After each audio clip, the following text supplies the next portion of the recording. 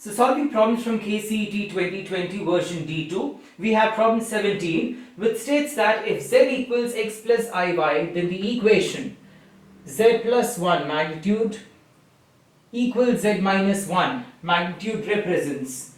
So it should represent one of them, so we need to check. So now let us substitute z. So we know that z equals x plus iy, so I have x plus iy plus 1. So here for LHS equals x plus iy minus 1 magnitude. So we need to find the magnitude. So how do we find the magnitude? So I have x plus 1 the whole square plus y square, separating the real and imaginary parts, the whole root, x minus 1 the whole square plus y square the whole root. So now I can square on both the sides. So square on both the sides. So if I do that, what do I get? So I get x plus 1 the whole square plus y square, and here I would get x minus 1 the whole square plus y square. So I can remove the square root.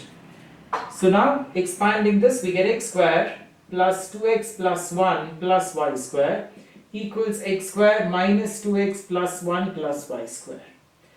So x square gets cancelled, 1 gets cancelled, y square gets cancelled. So bringing this to LHS, I get 4x equal to 0 or x equal to 0. So I have x equal to 0. So if I consider the coordinate axis, so this is the x-axis and this is the y-axis.